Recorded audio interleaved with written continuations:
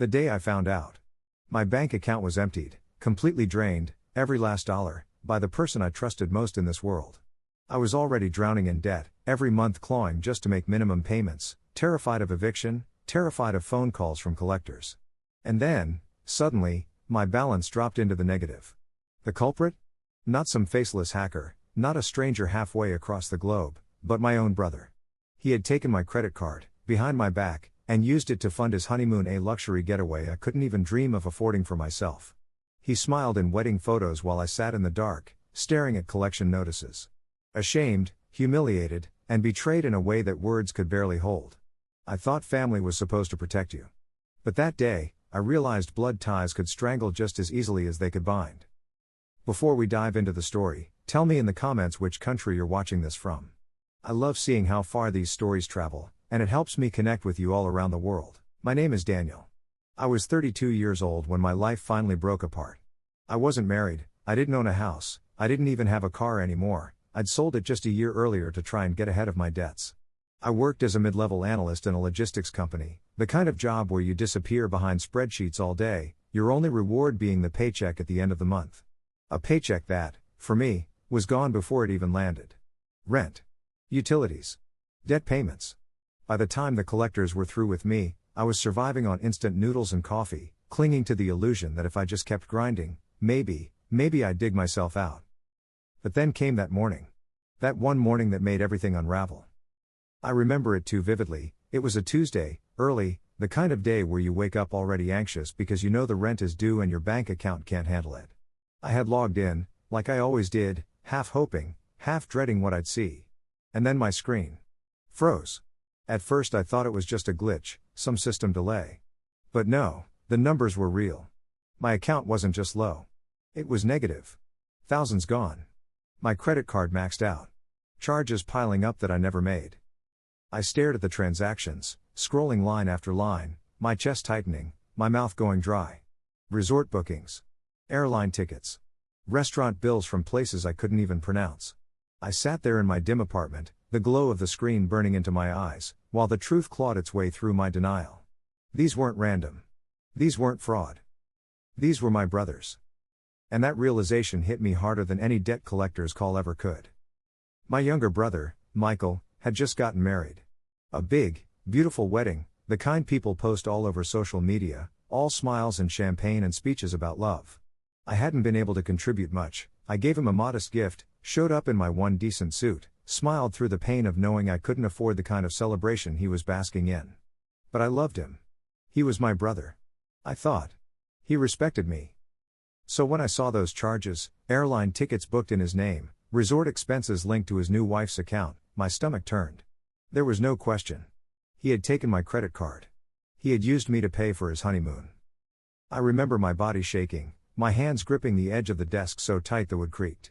My first instinct wasn't even anger, it was disbelief. I kept whispering to myself, no, there has to be some mistake, maybe it was stolen, maybe he doesn't know. But the evidence was right there. The booking confirmations carried his email address, the digital receipts traced back to his devices. It was undeniable.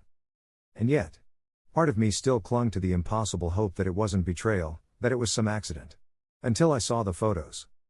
Scrolling through social media, there they were, Michael and his wife on a beach, drinks in hand, laughing under the sun. Hashtags about honeymoon bliss, tagged locations that matched the exact resorts on my statement. He had posted them proudly, publicly, while I sat in darkness, drowning in debt he had chosen to make worse. The anger didn't come like a burst, it seeped in slowly, cold and poisonous. Because it wasn't just money he stole. It was dignity. It was security. It was trust. And the silence around me in that apartment was unbearable. As if the world had moved on, celebrating their happiness, while I was left with the wreckage.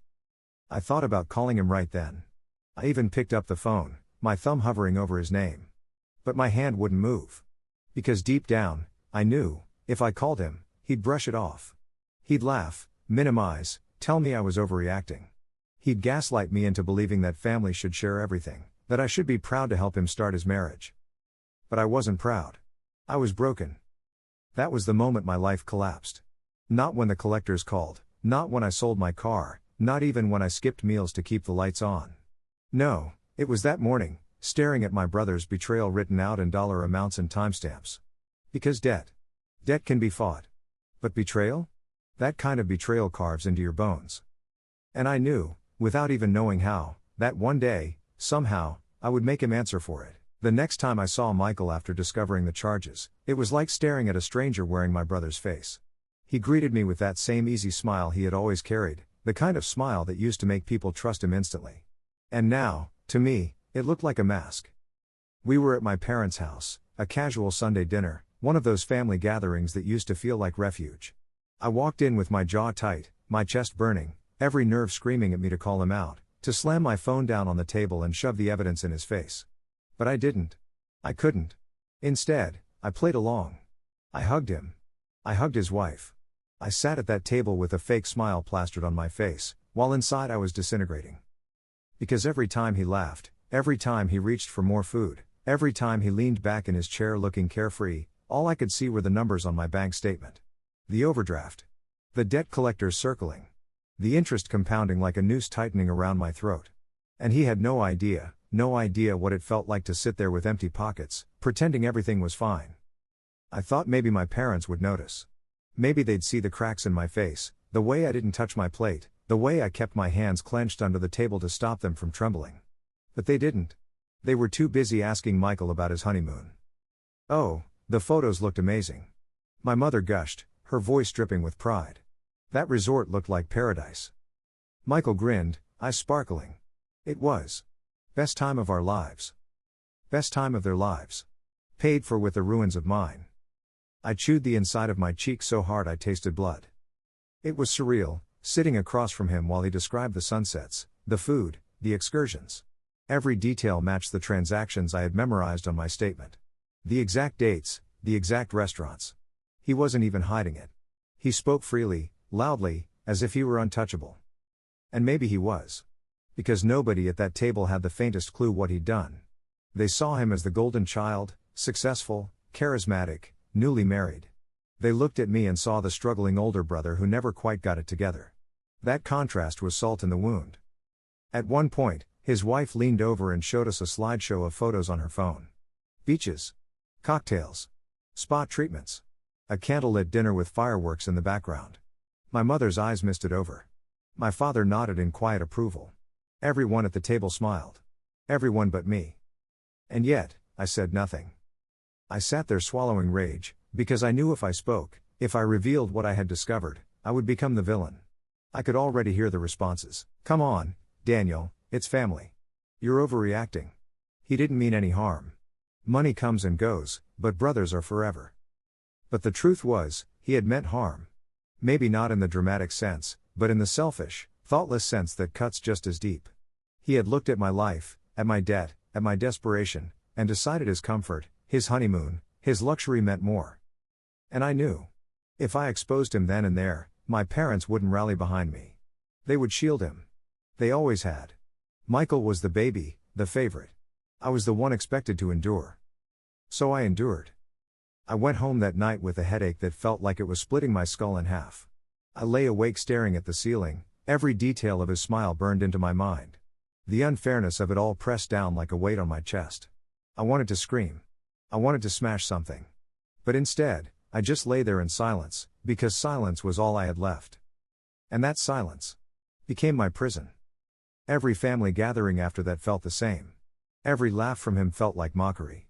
Every casual mention of their perfect honeymoon was another twist of the knife. And through it all, I kept my mouth shut, because I knew if I spoke too soon, without the right proof, without the right strategy, I'd be dismissed. Cast as bitter. As jealous. So I watched. I waited. I documented. Because even though I stayed silent on the outside, inside, I was already planning. And I knew. The day would come when his smile would vanish, replaced with the same suffocating dread he had forced on me. The first knock came at 7:42 a.m. I remember the exact time because I was still in my work clothes from the night before, slumped on the couch, staring at the ceiling, unable to sleep. When the knock rattled through my apartment, it wasn't the friendly kind. It was heavy, sharp, insistent, the kind of knock that makes your stomach twist before you even get up. I dragged myself to the door, opened it a crack. And there they were. Debt collectors. Not the polite voices you get on the phone, not the anonymous letter slipped into the mail. No, this was in person. Flesh and blood. Their presence filled the hallway, two men in pressed shirts, clipboards in hand, businesslike smiles that weren't smiles at all. "Daniel?" one of them asked, glancing at his notes. "We need to talk about your outstanding balance." Those words, outstanding balance, they hit harder than any punch. I froze. My throat tightened. For a moment I considered lying, pretending I wasn't me, but it was useless. They already knew everything. They had my name, my address, my employer. They probably knew what I ate for breakfast. That's how it works when you're drowning in debt. There's no hiding, no privacy. They peel away every layer of your dignity until all that's left is shame. I let them in. They stood in my tiny living room like they were assessing property, like they were already deciding what they'd strip away first if I didn't pay. Their voices were calm, professional, but underneath there was steel. They laid out the numbers. My overdue balances. My maxed out credit card. The charges piling up daily, interest, penalties, late fees. And I knew, in that moment, that my brother's honeymoon wasn't just a betrayal. It was a financial execution. Because the truth was, I'd been barely holding the line. One late payment here, one missed call there, but I was scraping by. But now? With thousands drained in a single month? I was finished.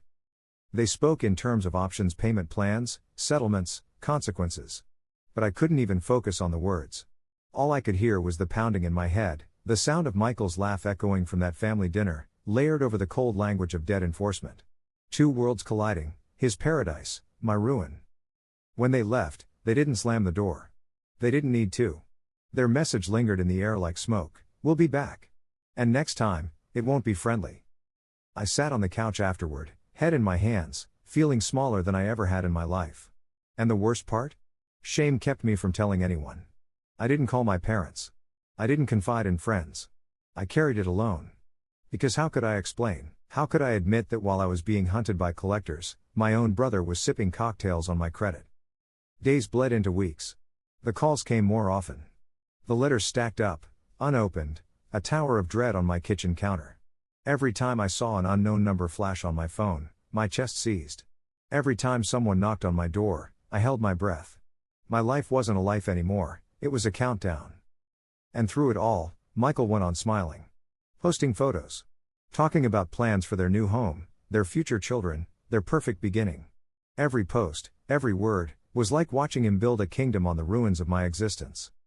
One night, after another call from a collector threatening legal action, I broke down. I sat on the bathroom floor, back against the cold tiles, knees pulled to my chest, gasping for air like I was drowning. Because I was drowning. Financially. Emotionally. Spiritually. And the person who had thrown me into that ocean was the very one I had once sworn to protect. That was when a new thought took root. A dangerous thought. I realized. Survival wasn't enough. Silence wasn't enough. Waiting wasn't enough. If I kept letting this go, I would lose everything, my job, my home, what little scraps of dignity I had left. And he would keep smiling. He would keep winning. So that night, trembling in the dark, I made myself a promise. I would not die in his shadow. I would fight. But to fight, I needed more than anger. I needed proof. It was almost cruel how the evidence mocked me, sitting in plain sight, smiling back from glossy photographs while the bank statements screamed their silent verdicts. Every time I opened my laptop, I couldn't escape it. My brother's wedding photos splashed across social media, tagged, reposted, celebrated. While my inbox filled with payment reminders and overdue notices. One night I sat at my kitchen table, both screens open side by side, on one tab, Michael and his bride cutting their cake, their hands clasped together, champagne flutes raised in celebration. On the other tab, my bank's digital statement. Line after line of charges, flights, resorts, spa packages, dinners. I dragged my finger across the screen, connecting the amounts to the moments in those photographs, like drawing a crime map. $680 for the candlelit dinner. $1,200 for the private excursion. $3,900 for the oceanfront suite. Every smile in those pictures had a price tag, and I was the one paying it. It hit me then, this wasn't just theft. This was erasure. Michael had rewritten reality. He stood there as the golden groom, showered with blessings, while I was invisible, erased from the narrative except as a silent financier. His victory came from my ruin. His joy came from my despair. I printed out the statements. Page after page. I laid them across the table, like evidence in a trial only I was attending.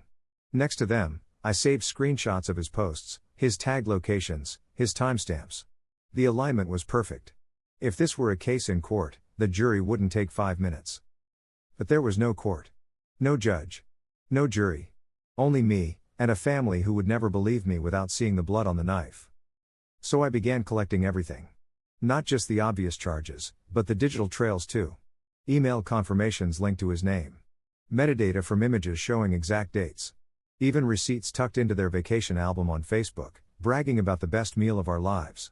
Each brag was another nail in his coffin, and I hammered them in silently, methodically, while the collectors circled my own life like vultures. And yet, despite the evidence piling up, I still couldn't bring myself to confront him. Not yet. Because I knew him. I knew how he'd twist it, how he'd shrug it off, how he'd spin it into a story where I was the bitter, jealous brother. He was charming. He was manipulative. And worst of all, he was the favorite. My parents saw him through rose-tinted glasses that no truth could penetrate. So if I wanted justice, I needed more than proof. I needed strategy. I tested the waters one evening, carefully, cautiously. Over dinner with my parents, I mentioned how tight things had become for me financially, how collectors were pressing harder than ever. My mother frowned sympathetically, but it was the kind of sympathy that floats on the surface, never sinking deeper. My father just grunted, "You need to learn better discipline, Daniel. You've always been careless with money." Careless. That word nearly broke me. Because what they didn't know, what they didn't want to know, was that I wasn't careless. I was the victim. And the true carelessness had been Michael's, the arrogance to assume he could gamble with my life and walk away unscathed. But at that table, in that moment, I said nothing. I smiled. I nodded. I let them lecture me about budgeting while my brother texted under the table, probably making plans for his next luxury escape. That night, I made a decision. If they wouldn't believe words, I would show them undeniable proof. I would gather so much evidence that when the time came, there would be no gaslighting, no excuses, no shifting blame. Michael's mask would crack. His smile would rot on his face. And so my apartment became an evidence board. Receipts taped to the wall. Screenshots printed and dated. A binder filled with statements and notes, each cross-referenced, each marked. It looked obsessive. It felt obsessive. But obsession was the only weapon I had left. Because the truth was, I couldn't fight him head on, not yet. I was too weak. Too buried. But one day soon, I promised myself, this collection of paper and pixels would transform into a weapon sharp enough to cut through his lies. And when that day came, he wouldn't just face me. He would face the truth. Silence is a strange kind of prison. At first, you tell yourself it's protection. I'll keep quiet for now, it's not the right time, I don't have enough proof. But the longer you stay silent, the tighter it coils around your throat, until eventually, you can't even breathe without feeling the weight of everything you've swallowed. That's where I was. Trapped. Every family dinner, every holiday gathering, every phone call with my parents, silence was my cage. I'd sit there listening to Michael tell story after story about his dream honeymoon, while I clenched my teeth so hard my jaw ached. He'd describe the beaches, the food, the laughter, the sunsets. And everyone would lean in, enchanted, as if he were a hero returned from battle. And me? I was the shadow in the corner. The older brother who never spoke up, who carried his burden quietly. They thought it was dignity. They thought it was strength. But in reality, it was suffocation. The silence wasn't just around my family either. At work, I felt it too. My colleagues would joke about vacations, about plans, about the trips they were saving up for.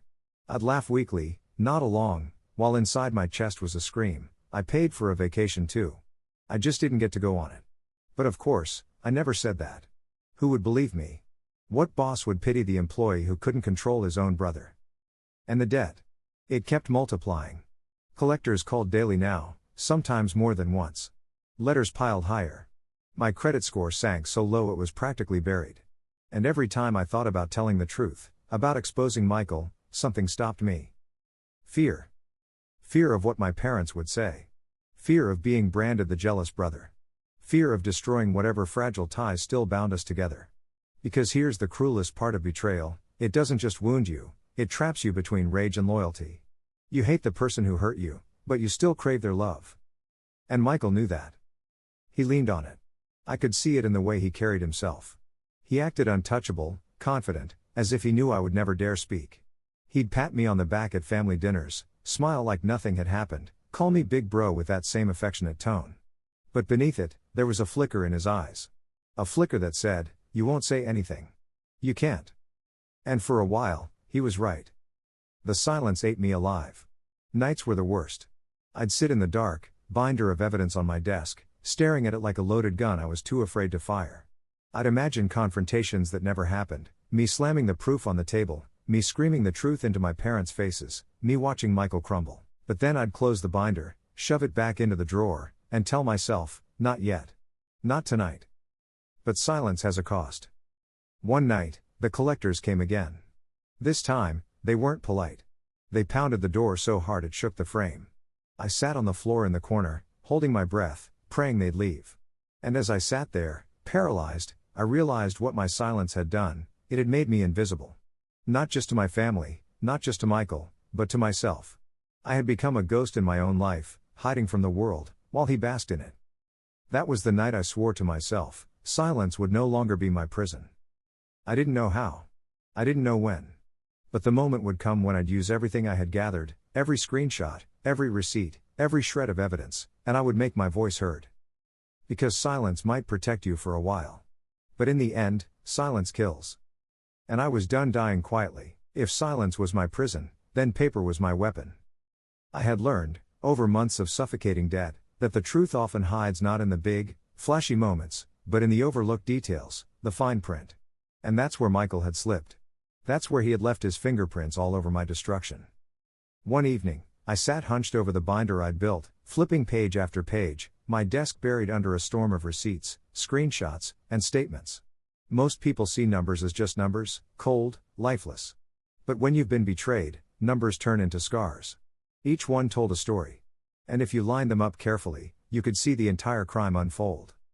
Take the hotel folios. At first glance, they were just charges from a luxury resort.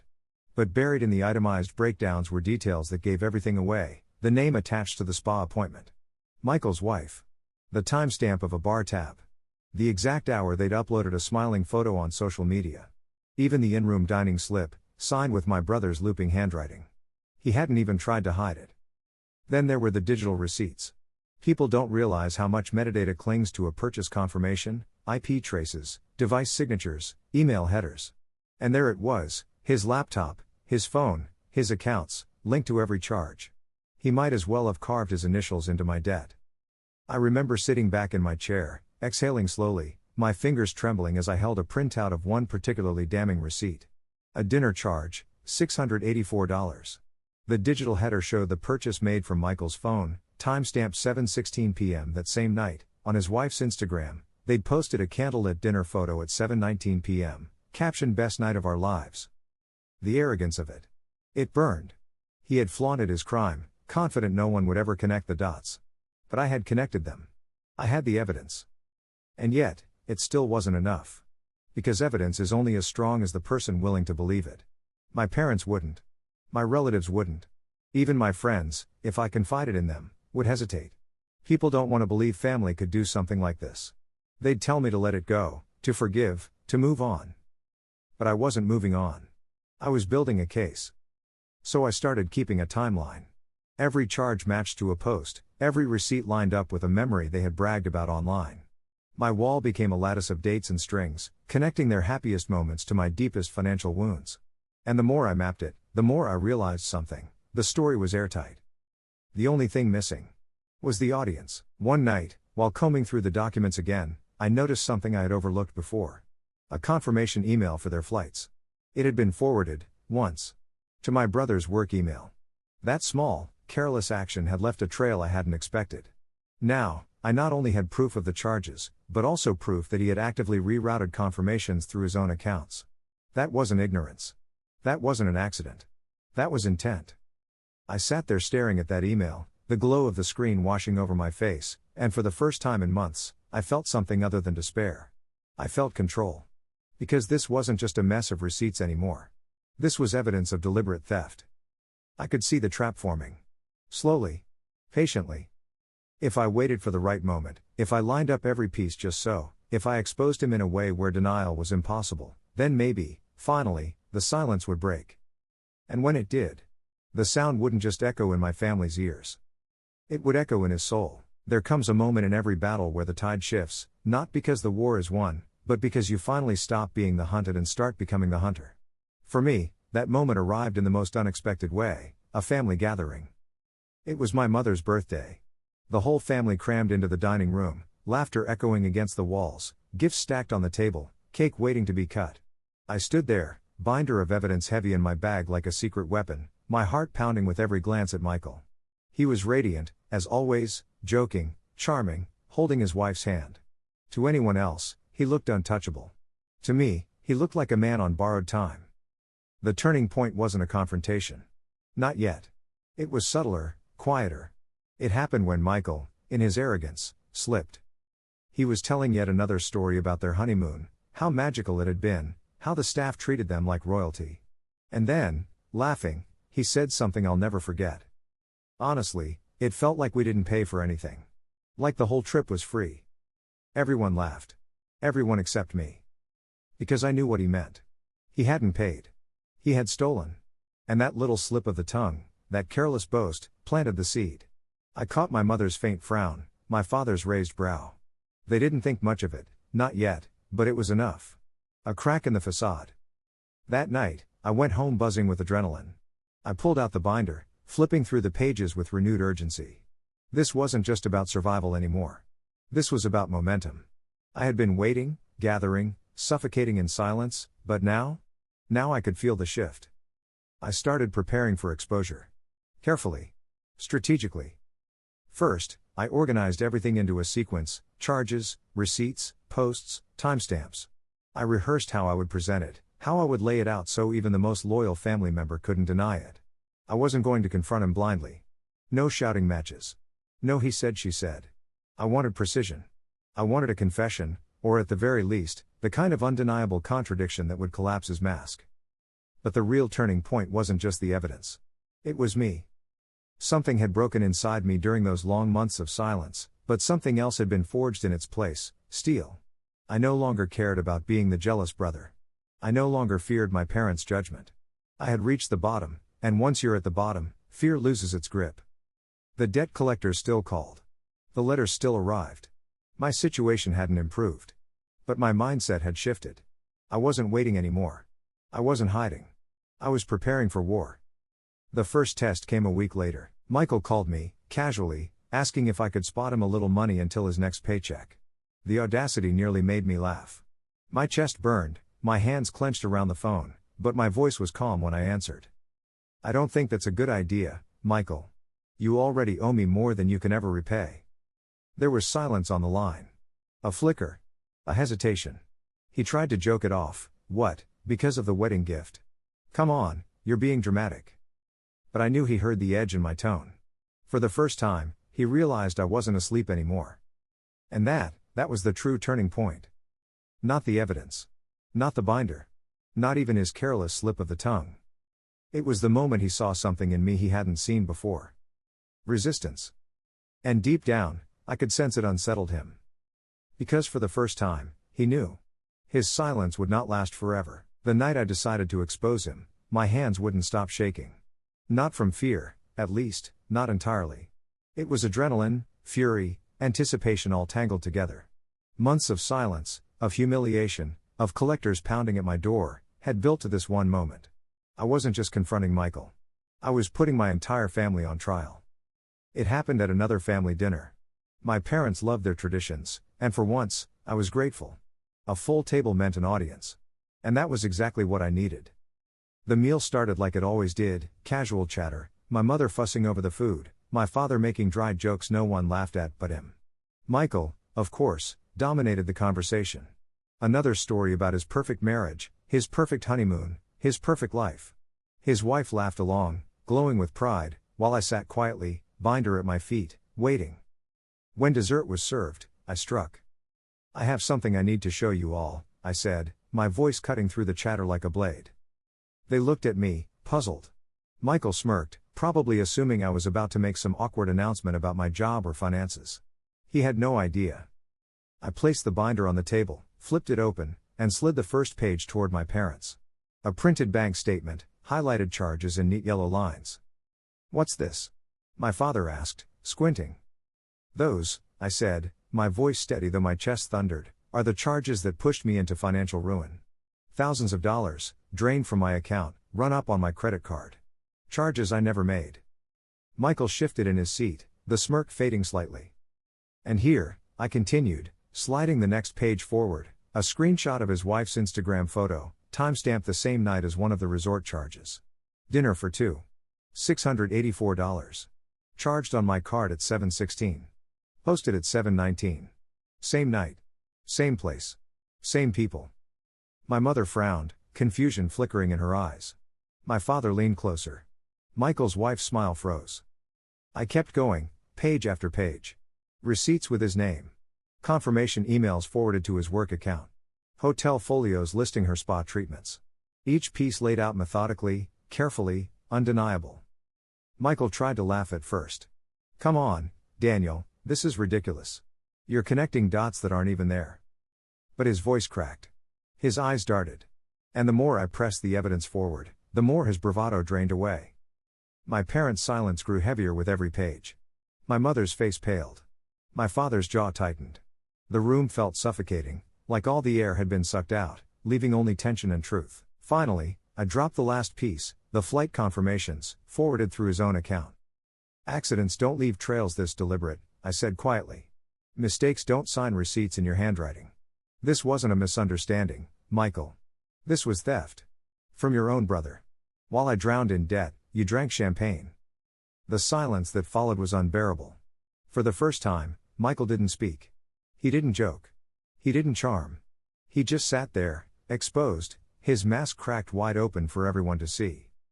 My mother whispered, Michael. Tell me this isn't true. But he didn't answer. And in that silence, the truth screamed louder than any words. That was the moment the balance shifted. The golden child, the favorite, the untouchable, was cornered. My evidence had done what my words alone never could. It had turned the family's gaze away from me, the careless older brother, and onto him, the thief. And I saw it in his eyes.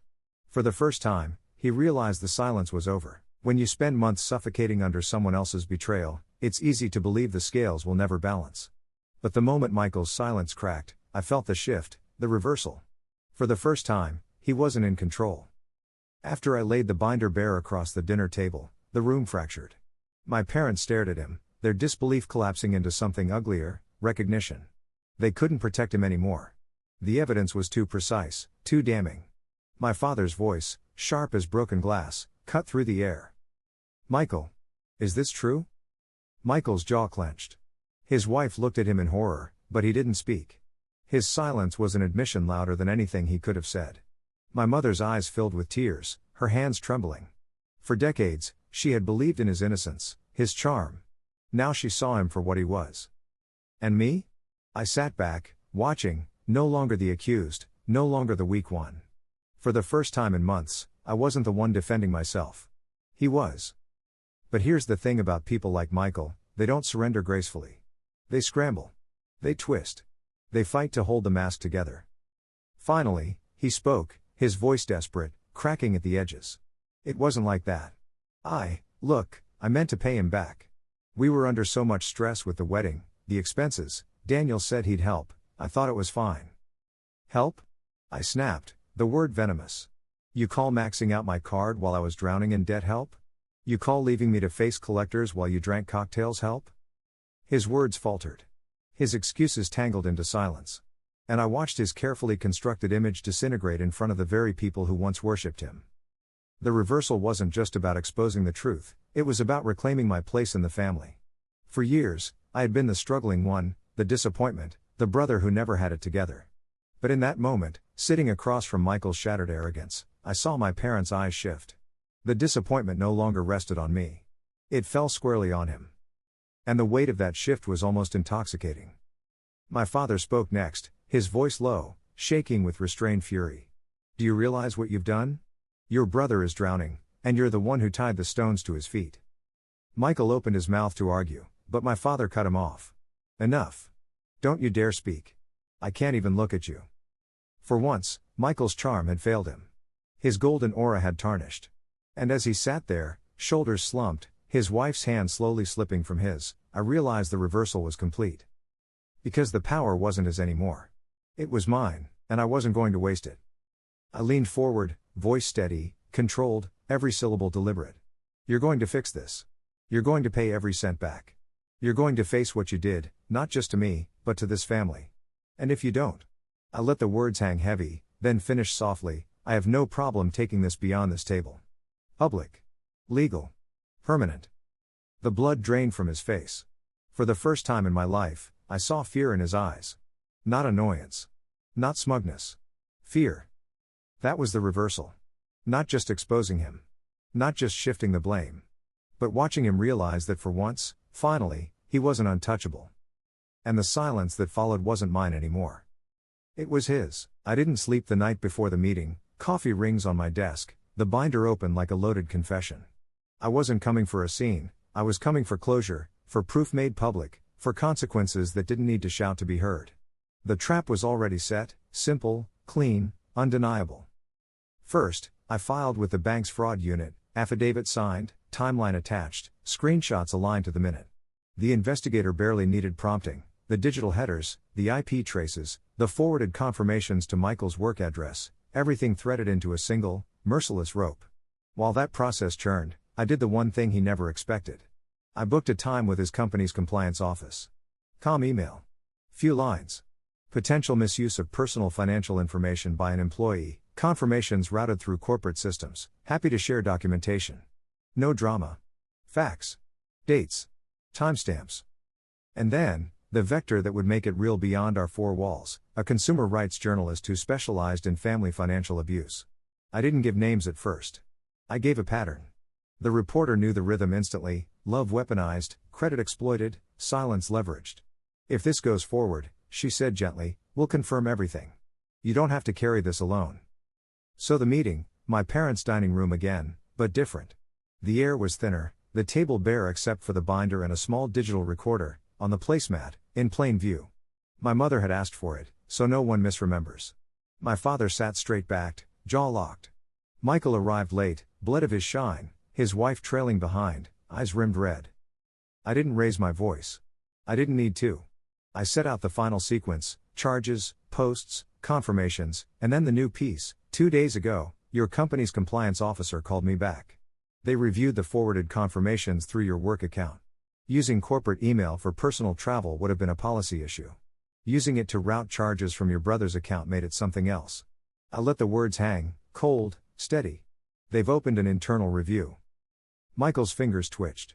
You went to my job? He whispered, small for the first time. You went to my life, I answered. You walked through it, took what you wanted, and left me to drown. My father slid a document across the table, his handwriting, not a lawyer's. A family ledger of sorts.